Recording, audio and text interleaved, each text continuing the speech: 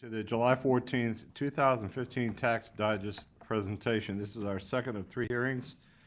Mr. Pearson, one item. For the record, we are.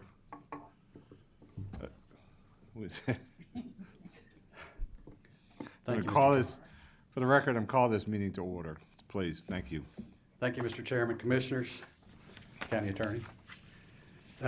This is the second of three public hearings. We have a very brief presentation, and then we will open it up for a public hearing as required by state law. Very quickly, we've advertised for these public hearings in the MDJ. Our legal record, July 6th and July 13th. And those public hearings are advertised for this morning at 9 o'clock as well as tonight at 6, and then we'll have a final public hearing on July 22nd at 4 o'clock, followed by a vote by the Board of Commissioners on the millage rate. Next slide. The digest for the general fund has come in at 3.22% higher than FY14. You'll see the exemptions has increased by $529 million. This is in due large part to the floating homestead exemption. Next slide.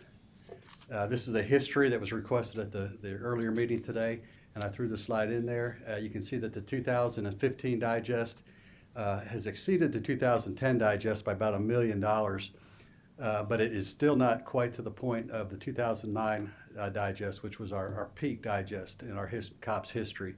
We're still slightly short, about 95 to 96% of the 2009 digest makes up the 2015 digest. Real property, you can see in this slide that 18 million in residential is compared to 16 million.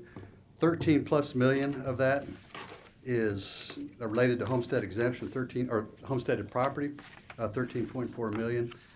74% of the residential digest is homesteaded property, for a total of 26.7 million is the real property digest. Next slide. Floating homestead. This is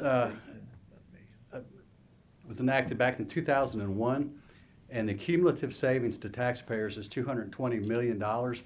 This works that if you're a homesteaded property owner, you have an assessment increase on your property, you will have a like assessment or not like increase on your homestead exemption, so that the only way you can have a tax increase on your general fund digest is if the millage were to increase. We're actually proposing a millage less than the 2014 digest, so you will have a tax decrease if you're a homesteaded property owner. As an example, if the homestead were to increase by 5%, your fair market value of your homesteaded property, $210,000 as compared to FY14, your exemption would increase by $4,000, keeping your taxable digest the same, so that you would experience a $9.66 tax decrease on your 2015 tax bill as compared to 2014 with the lower millage rate. Fire fund, a slightly higher net digest of 4.04% increase. This is higher than the general fund because they do not have the floating homestead exemption or the homestead exemption, so you have less exemptions to take out on the gross digest. The debt service fund likewise is 4.06. This is the exact same digest as the general fund, except you don't have the exemptions that the general fund provides. With this, we have the net digest now at 4.06% increase over 2014 digest. The Cumberland Special Services District, this is a district that was set up last year. Its goal is to raise revenues in the amount of $5.15 million. Last year, the millage was set at 2.7 mils. Because of the increase in the net digest, we're going to be able to reduce that millage rate down to 2.6 mils to generate the same amount of revenue for this special district. We have a new special district this year, the Six Flags Special Services District. This district net digest came in at $205 million. Funds generated from this special district will be dedicated toward that special Six Flags Special Services District, and will be used for redevelopment and other projects within that district. The proposed millage rate for the operating funds of the county, general fund, debt, and fire is 7.12 mils for general fund, 0.33 mils for debt service, and 0.306 for fire. The only change is recommended at this point is the general fund being reduced by 0.2 mils from a 7.32 mils in FY 2014.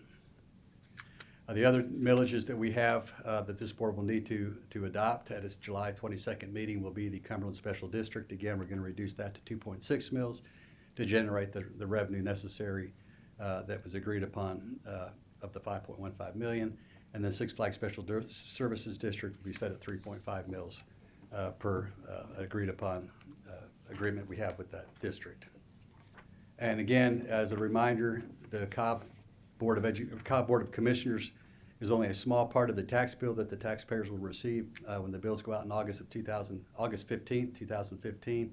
The school board accounts for 64.3% of that tax bill of 18.9 mils. Then you have the general fund, fire and debt service account for roughly 35.7% of the tax bill. With that, Mr. Chairman, as required by law, I'd ask that you open up the second public hearing for our proposed millage and tax increase. Thank you, Jim. At this time, we'll open up the second public hearing on the 2015 proposed property tax millage rate. And if anyone wishing to speak for or against, please come forward at this time. Seeing and hearing none, the public hearing is closed. Jim, thank you for your presentation, Yes, your sir. hard work as always. Our next public hearing on this item is, July 22nd at 4 o'clock in this room. thank you, sir, we appreciate it. All right, thank you. Anything further? Thank you. Thank you. We are adjourned.